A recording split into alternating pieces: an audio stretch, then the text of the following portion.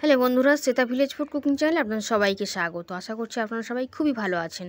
তো বন্ধুরা, আজকে আমি একটা খুবই চটজলদি বা ঝটপট যদি কিছু বানাতে ইচ্ছা করে টিফিনের কোনো রেসিপি, তাহলে এই হেলদি রেসিপিটা আপনারা কিন্তু বানিয়ে নিতে পারেন। এটা কিন্তু সুজি দিয়েই বানানো হবে, আর খেতে বন্ধুরা অসাধারণ টেস্ট হয়। কিন্তু আপনারা না বানিয়ে খেলে বুঝতে পারবেন না। রেসিপিটা শেষ পর্যন্ত দেখার জন্য আপনাদের সকলের কাছে অনুরোধ রইল। আর যদি চ্যানেলে নতুন এসে থাকেন, চ্যানেলটিকে সাবস্ক্রাইব করে পাশে থাকার অনুরোধ রইল। চলুন তাহলে রেসিপিটা বানিয়ে ফেলি। তো সুজির এই রেসিপিটা বানানোর জন্য আমি এক বাটির চেয়ে একটু সামান্য কম এখানে সুজি নিয়ে নিয়েছি। এটা কিন্তু 200 গ্রাম সুজি না, 200 গ্রামের চেয়েও কম আছে। আর দিয়ে দিচ্ছি 1 চামচ চিনি, আর দিয়ে দেবো স্বাদ মতন লবণ। মিষ্টিটা দিলে কিন্তু খেতে ভীষণ ভালো লাগবে। এখন জল নিয়ে নিয়েছি, নিয়ে জলটা দিয়ে নিলাম। এটা কোনো উষ্ণ গরমও জল নয়, একেবারে ঠান্ডা জল নয়। খুব ভালো করে জলটা দিয়ে কিন্তু একটা ব্যাটার কিন্তু বানাতে হবে প্রথমে। তো আমি আর একটু জলও কিন্তু মিশিয়ে নেব। জলটা কিন্তু বেশি করে দেওয়া যাবে না, এভাবে অল্প করে জল দিয়ে যাতে সুজিটা ভিজে থাকে এরকমভাবে রেখে একটু ভালো করে মিক্স করে নিতে হবে।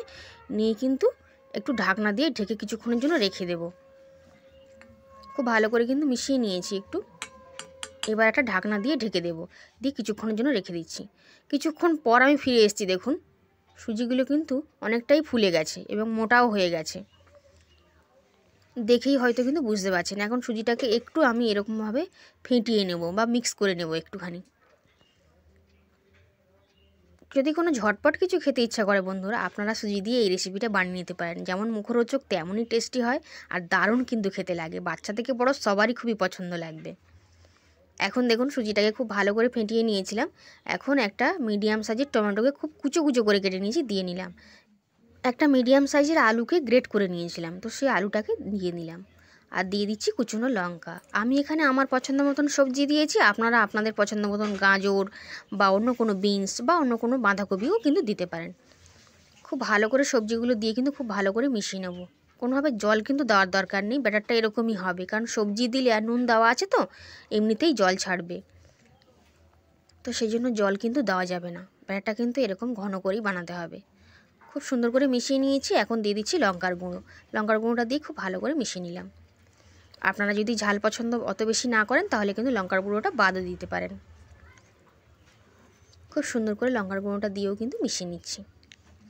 আর এখন এক চামচ মতন, মানে এক চামচের একটু কম আমি বেকিং পাউডার দিয়ে নিলাম। খাবার সোডা বা ইনো দিলেও কিন্তু হবে, বা কোনো কিছু না দিলেও কিন্তু অসুবিধা নেই।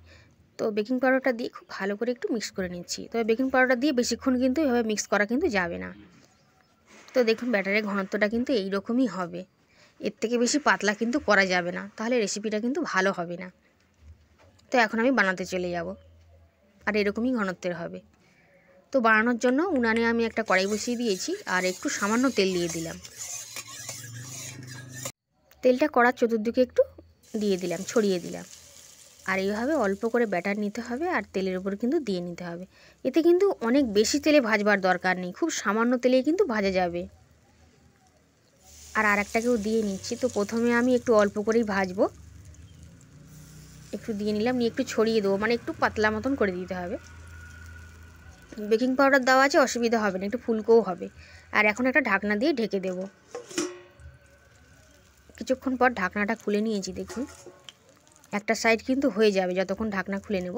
আর একটু তেল কিন্তু এই সাইড থেকে দিয়ে দিচ্ছি, হালকা করে, অল্প করে, সামান্য, যাতে যখন উল্টে দেবো এই সাইডটাও কিন্তু খুব সুন্দরভাবে রেডি হবে। দেখুন, আর মানে তুলে যখন উল্টে নেবেন তখন কিন্তু কোনো রকম অসুবিধা হবে না, মানে ভেঙে যাওয়ারও ভয় নেই, কিছু ভয় নেই।